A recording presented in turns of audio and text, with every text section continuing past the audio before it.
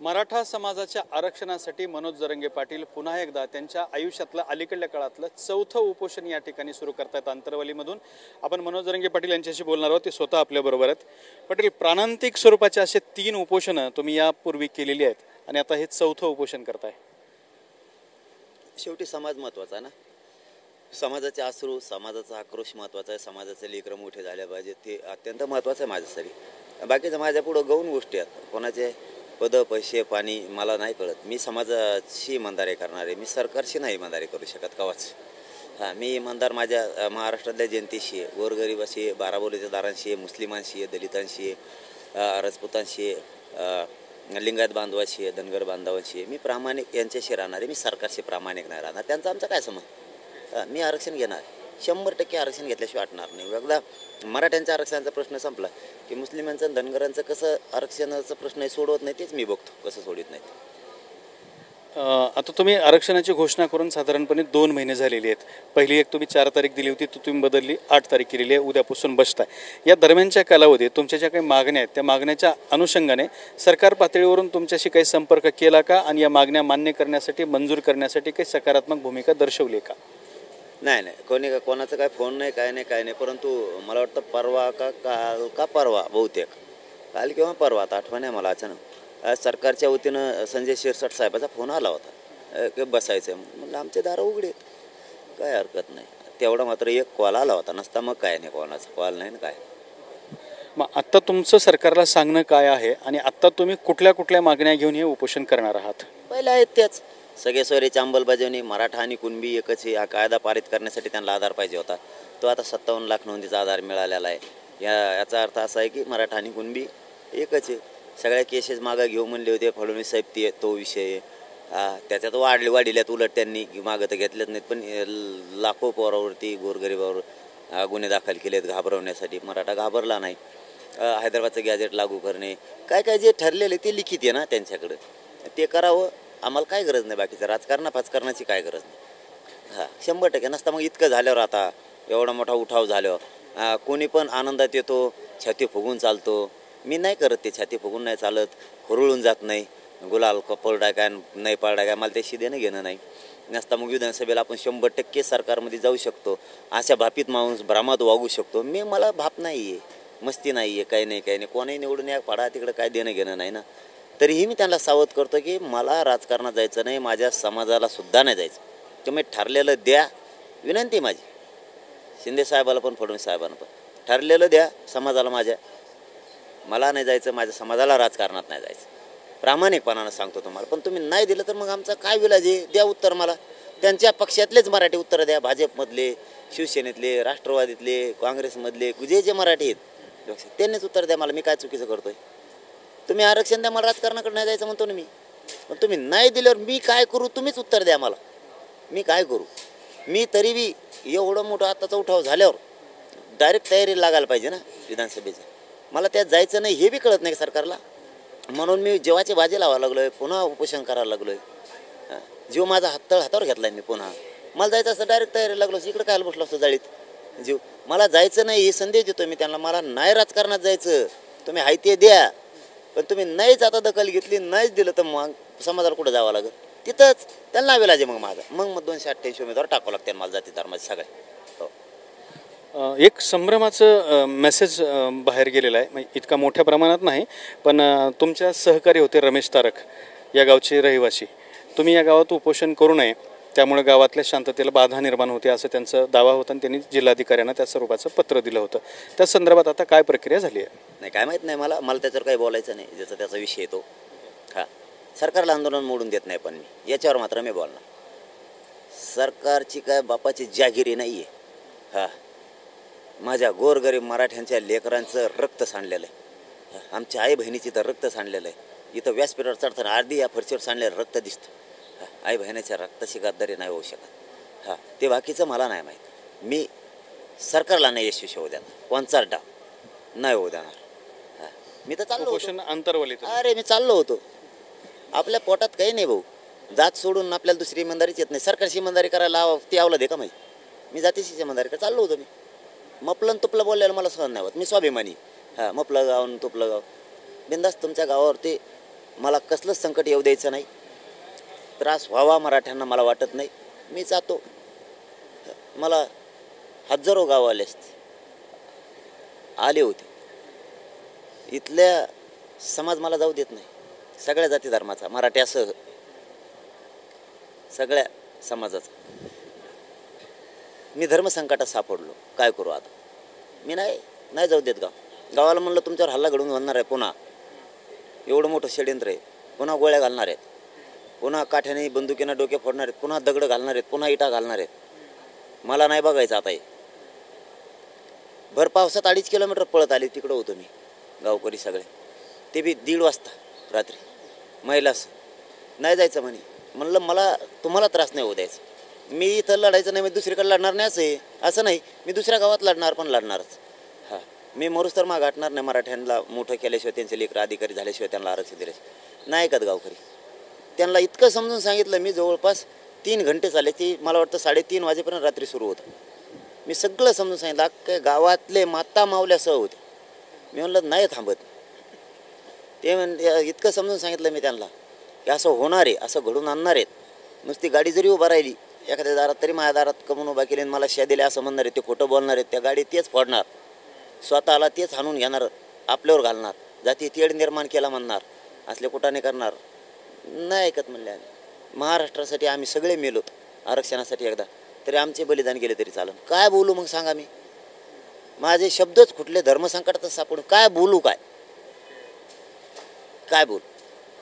आंदोलन अंतरावली तर होणार. 8 जूनला उद्या सकाळी 10 वाजता मी बसणार. दुसरा महत्त्वाचा प्रश्न, तुम्ही म्हणताय की मला राजकारणाकडे मी गेलो नाही आणि मला राजकारणाकडे जायचं पण नाही. मात्र तुम्ही राजकारणाकडे न जाता सुद्धा मराठवाड्यासह संपूर्ण मराठवाड्यात लोकसभा निवडणुकीत प्रचंड मोठी उलथापालथ झाली आहे. नाही, मी कुठं बोललो? पण बाबा, मी कोणाला बोललो नाही, मी कोणाला पाडेव म्हणलो नाही, कोणाला निवडून आणेव म्हणलो नाही. मी काय केलं? मी महाराष्ट्रात काहीच केलं नाही. महाराष्ट्रात मी माझ्या मराठ्याला भेटलो, बाबा दौरा केला. काय चूक केली मी? शांत बसूनच तुम्ही टांगापलटी केला यावेळेला. नाही बाबा, आयला काही सांगत येत राहते उगाच. मग गरीब माणूस आहे, मी साधा माणूस आहे. मग काय मपलं चाललंय, मी मग लढतोय. बरं, मी जर ते तसला असतो, काय म्हणतात ना त्याला, दुसऱ्याच्या वरातीत नाचणारा, तर मी काय म्हणलो असतो, बाबा निवडून येईल, आमकं होईल.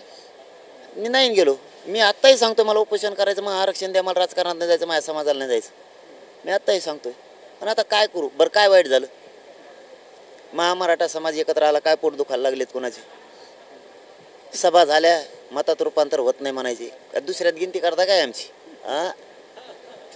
सभात रूपांतर मतात नाही व्हायला झालं. माझा मराठा आहे भाऊ, ते सोपा नाही. एकदा उतरत नाही, एकदा उतरलं ना भोगाच करतोय, सोडतच नाही. माझ्या 2-3 गोष्टी झाल्या बाबा, मी त्यात खुशी. पहिली गोष्ट झाली, माझा मराठा लोक म्हणायची एक होत नाही, तो झाला. दुसरा, माझा मराठा समाजाचं मतात परिवर्तन झालं.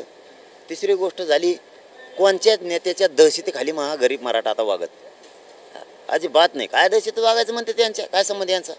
नाही वागत माझा मराठा समाज. आणि माझ्या गोरगरीब मराठ्यांना कधी गृहीतच धरीत नव्हते.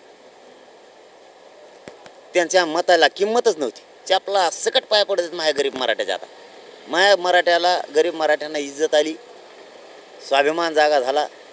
याच्यात मी खुश आहे. आता फक्त आरक्षण द्यायचं राहील. आता तुम्हाला थोडक्यात सांगतो, तुम्ही अजूनही म्हणताय की मी कोणाला पाडा आणि निवडून आणा म्हटलं नव्हतं, पण जे घडलं ते तुम्हाला सांगतो. मराठवाड्यामध्ये आपल्या 8 जागा आहेत. 8 जागांपैकी 7 जागांवरती मराठा उमेदवार निवडून आलेत. जालन्यात कल्याण काळे, संभाजीनगरला संदीपान भुमरे, बजरंग सोनवणे, बंडू जाधव, नागेश पाटील आष्टीकर, वसंत चव्हाण, ओमराजे निंबाळकर. 1 जागा फक्त राखी होती, त्यामुळे तिकडं लातूरला काळगे निवडून आलेत. या 7ही जागावरती मराठा उमेदवार जे आहेत ते चांगल्या फरकाने, मोठ्या बहुसंख्य फरकाने निवडून आलेत. आता समाजाच्या खांद्यावर जबाबदारी होती. समाजाला मी मात्र एवढं सांगितलं होतं, मताची भीती वाटू द्या यार. आपल्या लेकराचं लय वाटोळं केलं यांनी. तुम्हाला ज्याला पाडा त्याला पाडा, ज्याला निवडून आणा त्याला आणलं. त्यांच्या मताची भीती. आता त्यांना योग्य उमेदवार वाटला असेल, मराठा आरक्षणावर बोलणार असेल. आणि हे माझ्या मतानं मराठा समाज पुऱ्या राज्यातच एक झालेला आहे, ते लिमिटेड नाही झालेलं. पुऱ्या राज्यात मराठ्यांनी स्वतःची ताकद दाखवलेली. राज्याचा पण आकडा आणलेला आहे. 48 जागा एकूण राज्यात आहेत, त्यातल्या 26 जागी मराठा उमेदवार निवडून आलेत. पण एक गोष्ट याच्यातली खरी आहे की मराठ्यांचं एक मत झालं यावेळेस आणि ते मतातून दिसत. सभेतलं एकजूट, रॅलीतली एकजूट, मतातली एकजूट नव्हती, मात्र ती झाली. हे खरं आहे. पण आता त्यांच्या खांद्यावर जबाबदारी होती. त्यांनी ज्यांना निवडून आणलं त्यांना आणलं, ज्यांना पाडायचं त्यांना पाडलं. पण मग याचा सगळ्यात मोठा फटका एकनाथ शिंदेंच्या शिवसेनेला आणि देवेंद्र फडणवीस यांच्या भाजपला बसला आहे. आणि असं नाही म्हणतात ना, सगळीकडेच मराठे होते. बाकीचेच निवडून आलेत, मग काय ते त्यांच्यामुळे थोडे झालेत, मराठ्यामुळे आलेत. तेही मराठ्यामुळे चालेत. मी राजकारणात नाही म्हणल्यावर मी कशाला बोलू त्याच्यावर. मी नाहीच आहे, माहिती वाटच नाही. ते आले तर आमच्यात इकडं 200-200 मराठी बसलेली होती. असं काय नसतं. गरीब मराठा एकीकडे झाला, श्रीमंत मराठा एकीकडे झाला. व्यासपीठावर बसायला जागा नव्हती. मराठा ढकलून दिला तरी खाली पडायचा, पण परत वर जायचा व्यासपीठावर. काही काही व्यासपीठावर तर असं होतं, जिल्हा परिषद पंचायत समितीच्या मेंबरपासून मराठ्यांचे, सभापती, मार्केट कमिटीचे, पंचायत समितीचे, 3 खासदार, 9-10 आमदार आजी मराठ्याचे, सगळ्या पक्षाचे जिल्हा प्रमुख मराठ्याचे, सगळे एकाच व्यासपीठावर होते.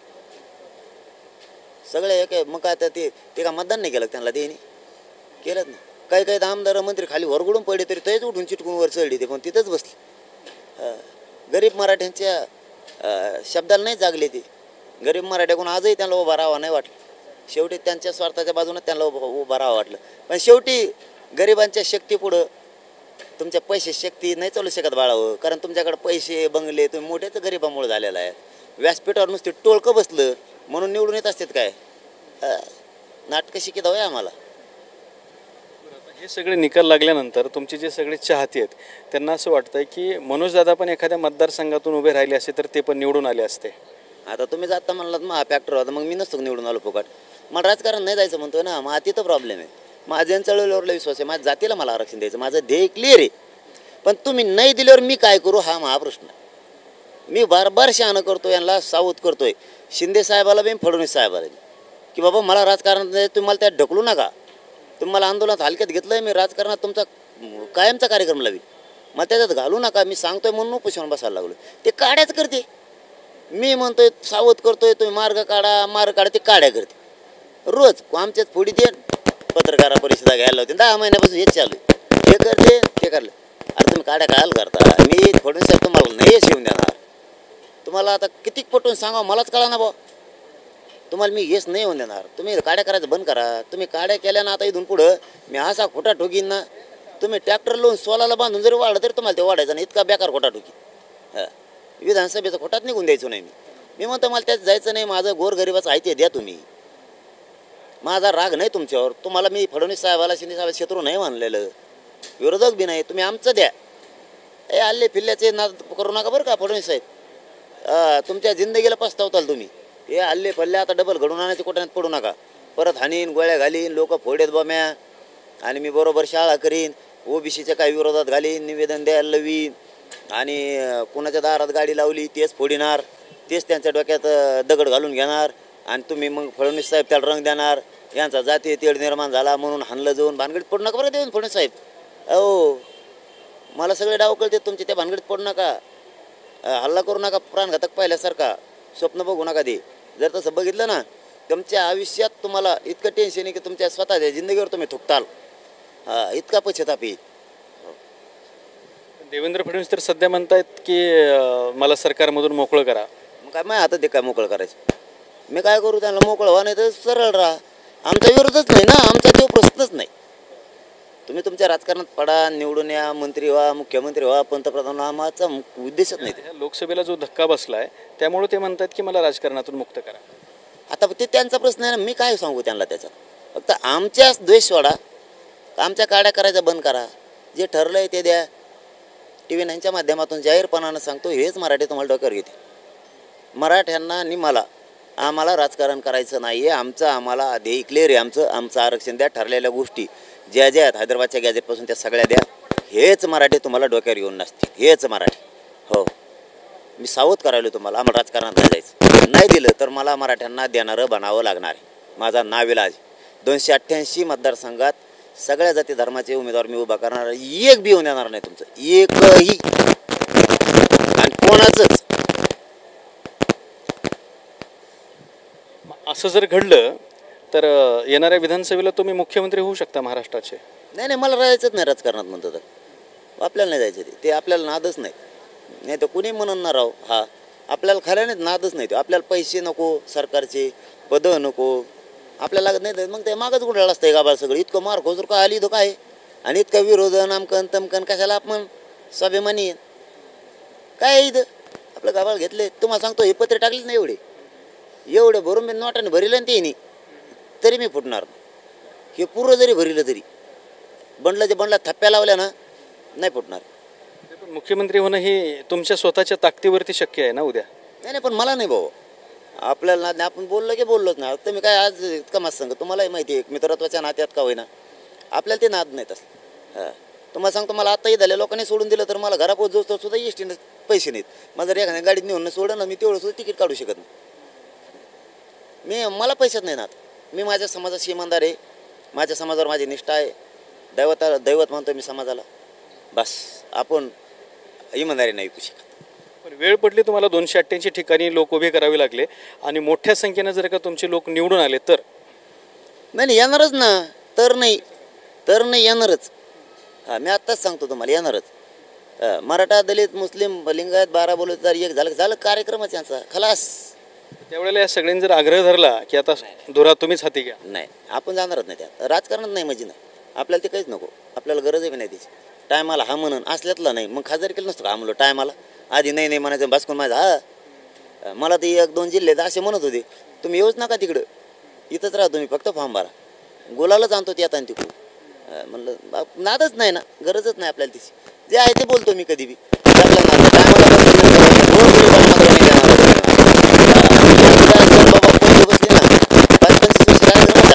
म्हणून सांगतो मला तुम्ही आंदोलन हलक्यात घेतलं आता पैसे आल्यावर तुम्ही मला राजकारणात हलक्यात नका घेऊ. हो तुम्ही तुमचे डाव मला माहिती सगळे डाव शिकलो आता. बीडमध्ये पंकजा मुंडे यांचा पराभव झाला. हा पराभव झाल्याच्या नंतर पंकजा मुंडे यांनी थेट बोलून दाखवलं की जरंगे पाटलांच्या विचाराचा प्रभाव होता आणि त्यामुळे या ठिकाणी आम्हाला धोका झाला असं त्यांनी स्पष्टपणे बोलून दाखवलेलं आहे. त्याच्याबद्दल तुमचं काय मत आहे? नाही आपण कधी पाडा म्हणलो त्यांना. महाराष्ट्रातल्या कोणत्याच उमेदवाराला आपण पाडा म्हणलेलं नाही. कोणालाच महाराष्ट्रातल्या मी त्यांनाच नाही म्हणत महाराष्ट्रातल्या कोणत्याच उमेदवाराला पाडा म्हणलेलं नाही आपण कधी. काय आपण एकच सांगितलेलं होतं फक्त की मला ज्याला निवडून आणा त्याला आणा ज्याला पाडायचं त्याला पाडा. फक्त ताकदीनं पाडा आणि तुमच्या मताला भेले पाहिजे. पहिल्यांदा भेट नव्हते म्हणायचे त्यांच्या मताची गरज आहे. मग म्हणजे आपल्याला ग्राय धरत कचऱ्यात किंमत आमची आहे का नाही गोरगरीब मराठीची. म्हणून मराठ्यांनी मात्र ताकदीनं मतदान ह्यावेळेस केलं. पण आपण कोणाला पाडा म्हणलेलो नाही. त्यात काय जातीवादी म्हणजे तुम्ही एक मुठीनं मतदान करता तुमच्या जातीच्या माणसाला. आम्ही म्हणलो तुम्हाला का जातीवादी आहेत म्हणलो नाही. आणि आम्ही एकदाच एवढी बारी एक झालो आम्हाला जातीवादी करता. कसं बोलता राहू तुम्ही कसं संस्कार येत राहू तुमचे. मग तुम्ही इतक्या दिवसापासून एक झाला सगळे तुमच्या जातीला तुम्ही मतदान करता एक मुठीने. उलट लोक म्हणतात ते एक मुठीनं मतदान करतात ते ज्याला मतदान करते तीच आमदार होणार आहे बरं का. मग एवढ्या वेळेस आमच्या मराठी एक मुठीनं मतदान केलं तुमचं काय पोट दुखायला लागलं. त्यात काय जातीवादी भाऊ. आता तुम्ही 25 वर्षापासून एक मुठीनं मतदान करताय आम्ही तुम्हाला जातीवादी नाही म्हणलो का. आम्ही एकदाच एक आलो त्यात काय जातीवादी. कोणते संस्कार आहेत तुमचे. आम्ही तर पाडा नाही म्हणलो कोणाला. महाराष्ट्रातल्या एका उमेदवाराचं नाव घेऊन पाडा म्हणलो नाही. मी जर म्हणलं असतं ना भाऊ एखादं नाव तुम्हाला खरंच गप्पा नाही मी नाव घेऊन जर सांगितलं याला पाडा त्याचं मशीनच मोजायची गरज नसती राहिली. त्याला 3 तळात कोण नसतं राहिलं. आपण बोललोच नाही ना काही. शेवटचा प्रश्न उद्या सकाळी 10 वाजता तुमचं उपोषण सुरू होईल. सरकारला उपोषण सुरू होण्याच्या आधीचा तुमचा इशारा काय? फक्त काड्या करू नका. तुम्हाला यश येणार नाही. तुम्ही जास्त खोलात जाऊ नका.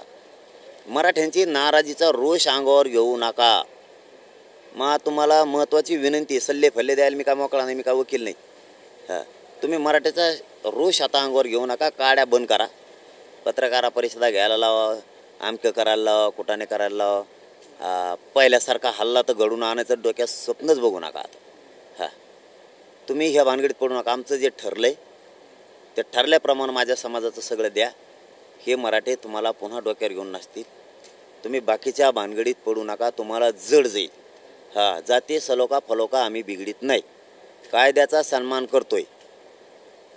हा कायद्याचा सन्मान करतोय. 4 तारखेला उपोषण होतं. DYSP साहेबांनी सांगितलं 6 तारखेपर्यंत आचारसंहिता आहे. कायद्याचा सन्मान केला, आचारसंहितेचा केला, 8ला घेतलं. तुम्ही गैरवापर करू नका कायद्याचा. मला घटनेनं अधिकार दिलेला आहे, लोकशाहीनं मला अधिकार दिलेला आहे, मी त्याच्याप्रमाणे करतोय. तुम्ही परवानगी नाकारली बी हे आंदोलन स्थगित केलेलं परवानगीची गरज नाही. स्थगित केलेलं उपोषणाला परवानगीची गरज नाही. पण मी इमानदार आहे म्हणून प्रत्येक वेळेस तुम्हाला निवेदन देत असतो, अर्ज करीत असतो की बसवले म्हणून. पण आता नुकतीच परवानगी नाकारल्याची बातमी समोर आली आहे. तेच सांगतोय ना, मग तेच सांगितलं आहे मी की कायद्याचा सन्मान करणारं पोरग आहे, लोकशाहीला मानणार आहे म्हणून सन्मान केला. 8 तारखेला ठुलं तुम्ही बार नाकारणार मी कसं ऐकन रे? हां, कायद्याचा सन्मान मी करतो, तुम्ही नाही करायचा का? तुमची काय पेंट आहे काय? पदावर बसला त्या खुर्चीच्या म्हणून काय तुम्ही इकडं काही करणार का जनतेला? मी सन्मान केला, तुम्ही कधी करणार आहे? गैरवापर का कवर करणार आहे तुम्ही असा? मला अधिकार नाही का? घटनेने लोकशाहीने मला अधिकार नाही दिला शांततेत उपोषण करायचं? याच्यापेक्षा कोणतं आहे रे आंदोलन शांततेचं? सांगते करतो काय? एवढे लाचेरीपत करायची लगी सरकारची? काय झालं नाकाराल तुम्हाला? मी सन्मान केला, तुम्ही केव्हा करणार आहेत? कायदा चालवणारेच कायदा पायाखाली तोडायला लागले, घटना पायाखाली तोडायला लागली. मला काय शिकवता तुम्ही परवानगीची? मी त्या लोकशाहीनं दिलेल्या अधिकाराच्या जीवावर बसणार, तुमच्या नाकारल्या फिकारल्याच्या जीवावर नाही बसणार. काय करणार तू? ये तू काय करणार? कर चल, मी इथं बसलेलो आहे. काय जातीय तेढ निर्माण झाला कुठं? कोणचा जातीय तेढ निर्माण झाला? कोण निवेदन देणार आहे? इथून 20 किलोमीटर गाव, त्याचं काय दुखायला लागलं? कोणचा जातीय तेढ करतो रे? आम्ही इथं शांततेत बसलो, आमच्यावर हल्ला केला, जातीवाद नाही देऊ आम्ही केलं काय? आम्ही तर शांततेत बसलो. मोर्चे काढले की नाही सगळे ओबीसीच्या नेत्यांनी? ओबीसीच्या लोकांना नाही दोष देत मी, गावखेड्यात लोकांचा काही दोष नाही. हे भामटे सर, हे त्यांचे कार्यकर्ते घेऊन मध्ये हे करतात आणि जाती तेढ निर्माण म्हणून सांगतात, मराठा ओबीसी वाद बिघडला म्हणून सांगतात. कोणचा जातीवाद झाला? मोर्चे तुम्ही काढले, आधी सभा तुम्ही घ्यायला लागली. जातीवाद म्या केला का तुम्ही केला? माधव पॅटर्न कोणी आणला? मी आणला का 20 वर्षापूर्वी? आता ठीक आहे मी, माधव पॅटर्न कोणी आणला 20 वर्षापूर्वी? त्याला काय म्हणतात? मराठा क्रांती मोर्चे निघाले, प्रतिमोर्चे कोणी काढले? याला काय म्हणते? जातीवाद नाही म्हणत का? तुम्ही एक जीवाने सगळ्यांना मतदान केलं, एवढ्या वेळेस आम्ही केलं तर जातीवादी. आणि तुम्ही पिढ्या करता, तुम्ही जातीवादी नाहीत का? कोणता तेढ निर्माण व्हायला लागलाय? इथून 20 किलोमीटरवरच्या गावाला काय नाही आंदोलनाचा? काय संबंध येतो? जातीय तेढ निर्माण व्हायला लागला, तू करायला लागला निवेदन देऊन, तू जबाबदार आहे. मी जालन्याच्या SP साहेबाला सांगतो, निवेदन देणारे जबाबदार आहेत, तेच जातीय तेढ निर्माण करणार आहेत. कोणत्या गावांना दिलेत ना तुम्हाला, ते जबाबदार आहेत. इथं शांततेचं आंदोलन आहे. उद्या जर काय झालं तर निवेदन देणारे सगळ्या गावाची जबाबदारी ती. जातीय तेढ निर्माण झाला तर हे निवेदन देणारे जे उडे आहेत, हे शेजारचे गावकरी कोण आहेत, हे सगळे जबाबदारी जातीय तेढाला. मराठा अजिबात नाही. हे जाहीरपणानं मी जालन्याचे SP साहेबाला गृहमंत्र्यांना सांगतो, याच्यावर लक्ष ठेवा तुम्ही, कारण हे घडून आणणार आहेत. गर्दी होती इथं म्हणून जातीय तेढ निर्माण. कसलं संस्कार आहे रे तुमचे? 200, 400, 500 किलोमीटरहून माझा मराठ्याचा माणूस इथं येतो. गर्दी का होती? मला त्यांनी मुलगा मानलाय मराठी. मी इथं तर पडतोय त्यावेळेस त्याला तिथं जेवण जात नाही. तिथून आईबापा सांगतात जाय तिकडं लवकर अंतरवालीला बघून ये. ते बिचारा इथं येतं उपाशी तापाशी 500 किलोमीटर, आणि ते सांगताय तिथं इथून फोन करून नाही बरी सध्या तब्येत किंवा खराब झाली. तिकडचे लोक जेवत नाहीत. ते आलेलं 500 किलोमीटरहून लेकरू ते उपाशी असतंय, त्याच्या पोटात आग पडती. म्हणून एखाद्या 8 दिवसाची कांडी खायला त्याला माहीत नसतंय रान कोणाचं आहे, त्याच्या पोटात आग पडली अन्न नावाचं. त्याला कुठंतरी तहान लागली मग गिल्लासभर पाणी कोणाला तरी मागता येते, त्याच्या पोटात आग पडली, पाणी वाचून 500 किलोमीटरहून आलं. कोणाला तरी पाणी मागताय घरात म्हणून जातीवादी का देऊ? त्याला काय माहिती आहे घर कोणाचं आहे? त्याला कसा जाती येते म्हणू शकता? माणुसकी जिवंत ठेवा जरा तुमची. एवढी काय लागले का तुम्ही आरक्षणाच्या नावाखाली? ते येणाऱ्या गाड्या ते लोक आहे बहिणी रडत येत तिथं. ते का दंगली करायला येतात का इथं? जातीय तेढ निर्माण करायला येतात तिथं? तुमचं गाव इथं आहे म्हणून का तुम्ही काय आरोप लावणार का? उद्या तुमचं एखादं आंदोलन कुठं बसल्यावर तुम्ही नाही का तिथं भेटा जाणार? माझ्या मराठ्यांचं तसं म्हणल्यावर जमान का? आमच्यात माणुसकी जागी आहे. येणारा बाहेरचा हे पाहुणा असतो आपला, त्याच्यात जात नाही बघितले जात. ते रडत येते तिथून इथपर्यंत. ते काय इथं गर्दी करतात म्हणजे ते का मूर्ख आहेत का? कसलं सरकार आहे तुम्ही? असलं कसलं सरकार चालवता? गाव चालवणारे गाव चालायला निघालेत. याच्यात काय प्रश्न आहे कोणाचा? इतक्या लांबून येतात लोक, ते बघायला येतात, इथं ढसा रडतात. गावोगावी लोक रडतात. त्यांची भावना घेऊन, त्यांचा आक्रोश घेऊन इथं येतात. ते जातीय तेढ निर्माण करायला नाही येत. त्याला काय माहिती, उलट तुम्ही त्याला सांभाळायला पाहिजे. बाहेरगावचा पाहुणा येऊ आलेला, याला काय माहिती कोणाचं घर आहे कोणाचं रान आहे. त्याच्या पोटात आगीपोटी तो खातोय. तिकडून आक्रोश घेऊन आला म्हणून त्याच्या डोळ्यात पाणी आहे. ते आलेला पाहुणा आहे, त्याला माहीत नाही कुंकड वळायचं कोणते रस्ते आहेत. आणि तुम्ही जाती तेडाच्या भाषा करायला लागलात. गावकरी आहेत का कोण आहेत आजूबाजूचे तुम्ही? याचा जाती तेडाचा रंग द्यायचा तुम्हाला काय संबंध आहे? अरे येणारा पाहुण्याचं स्वागत असतं, याला माणुसकी जिवंत म्हणतात. कोणता जातीय सलोखा ठेवायला नाही गेला, कोणता पुरोगामी विचार सांगायला लागलाय गृहमंत्री सुद्धा आम्हाला. हे काय घडून आणायला लागलं गृहमंत्री आणि मुख्यमंत्री सुद्धा? कोणतं राज्य चालवतं तुम्ही? शाहू फुले आंबेडकरांचे विचार आम्हाला सांगता आणि जर जातीय तेढ निर्माण होईल म्हणता. येणारे पोरं हे लोकांना इथं भेटायला येतात, मला पाठबळ आशीर्वाद द्यायला येतात. हे भावना आहे का तुमची त्यांच्याविषयी? त्यांची गाडी तुमच्या दारात लागती, त्याच्यामुळे त्याची गर्दी होती. तुम्हाला सहकार्य करता येत नाही का त्यांना? हा बाजूला घ्या, इकडं लावा, पाणी देतो, ही करा. अरे ते का जाणून बुजून तुमचं वावर आहे किंवा म्हणून नाही खातो एका दिवसाची कांडी तुमची? त्याला काय माहिती आहे? वारे सरकार तुमचं चालायला निघाला सिद्धन आम्हाला सांगतो जातीवाद आणि जातीय तेढ निर्माण होणारे. कोणता जातीय तेढ निर्माण केलाय मराठीने? हे उठी तिकडं पलीकडं दात कळ. हा संताप मात्र तुमचा सरकारवरती अजूनही कायम दिसतोय. का नाही राहणार? काय चूक केली? 400-500 मराठ्यांच्या आई बहिणीच्या आमच्या कंपाळाचं कुंकू पुसलंय. यांना काय होतंय? इथं व्यासपीठावर चढताना अगोदर इथं फरशीवरचं रक्त दिसतं. आमच्या आई बहिणीचे त्या रक्ताशी बेमानी नाही करता येत मला.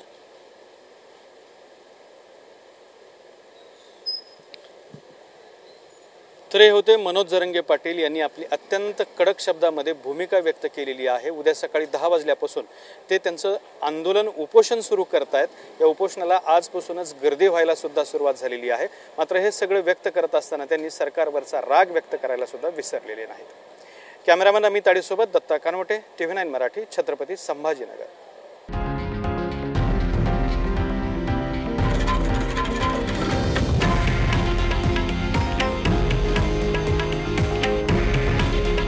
हे आहे देशातील नंबर 1 न्यूज नेटवर्क आणि आपण पाहत आहात TV9 मराठी. काळजी तुमची, हित महाराष्ट्राचं.